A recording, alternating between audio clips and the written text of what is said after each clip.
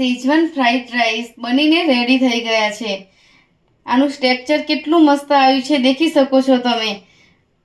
કેટલા ખુલ્લા ખુલ્લા અને ફ્લફી બન્યા છે। તો ચાલો સેજવાન ફ્રાઈડ રાઈસ બનાવીએ।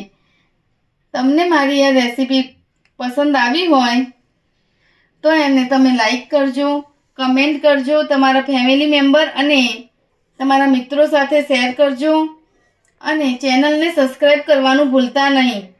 આજે આપણે સેજવાન ફ્રાઈડ રાઈસ બનાવીશું। એના માટે મેં અહીંયા આજે બાસમતી રાઈસ લીધા હતા, એને કૂક કર્યા છે।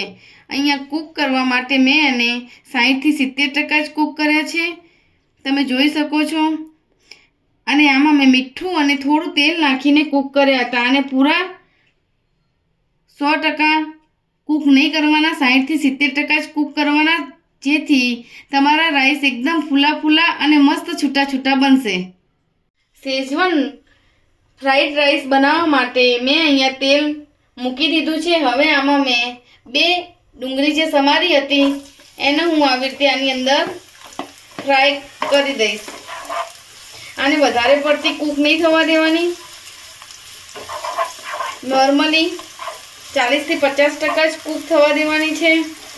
40 થી 50% કૂક થઈ ગઈ છે। હવે હું અહીંયા આદુ અને લસણ આમાં એડ કરી દઈશ અને આને બી આવી રીતે કૂક કરી દઈશ।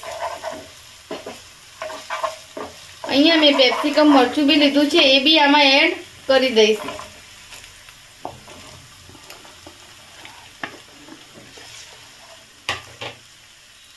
અહીંયા મેં કેપ્સિકમ મરચું બી જે લીધું હતું એ કૂક કરી દીધું છે અને આમાં હવે હું જે ગાજર આવે એ મેં એક મીડિયમ સાઈઝનું ગાજર લઈ અને એને બી હું આવી રીતે કૂક કરી દઈશ।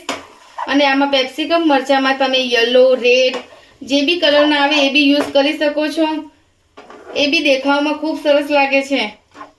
અહીંયા મેં આ બધી વસ્તુ કૂક થઈ ગઈ છે એટલે આમાં જે સેજવાન સોસ આવે છે એ મેં અહીંયા 1 ચમચી લીધો છે, જે બહુ તીખો હોય છે। અને પછી તીખાનું બેલેન્સ કરવા માટે મેં અહીંયા જે ટામેટો સોસ આવે છે એ ખટ્ટો મીઠો હોય છે, એટલે તીખાશ જે હોય એનું બેલેન્સ કરે છે, એટલે મેં એ લીધું છે। અને અહીંયા મેં 1 ચમચી જેટલું વિનેગર, જે ખટાશ પકડે છે જેના લીધે ખૂબ ટેસ્ટ સારો આવે છે। હવે આ બધી જ વસ્તુ હલાવી દઈશ અને અહીંયા જે ડાર્ક સોયા સોસ આવે છે એ બી 1 થી 1.5 ચમચી તમે યુઝ કરી શકો છો, જેવી પ્રમાણે તમારે રાઈસ હોય તે પ્રમાણે। આ બધી જ વસ્તુ હું આને હલાવી દઈશ।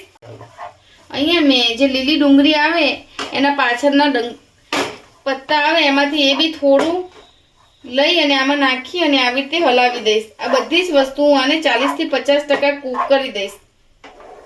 સ્વાદ અનુસાર હું મેં રાઈસની અંદર તો ઓલરેડી ભાત મીઠું નાખીને જ કૂક કર્યા હતા, એટલે આમાં જે ટેસ્ટ જરૂર હોય એ પ્રમાણે મેં આમાં મીઠું એડ કરી દીધું છે।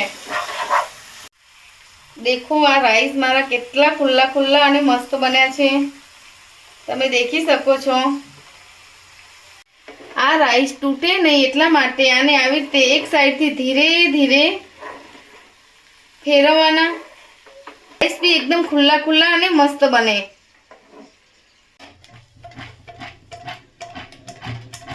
તમને મારી આ રેસીપી પસંદ આવી હોય તો એને તમે લાઈક કરજો, કમેન્ટ કરજો, તમારા ફેમિલી મેમ્બર અને તમારા મિત્રો સાથે શેર કરજો અને ચેનલને સબસ્ક્રાઈબ કરવાનું ભૂલતા નહીં।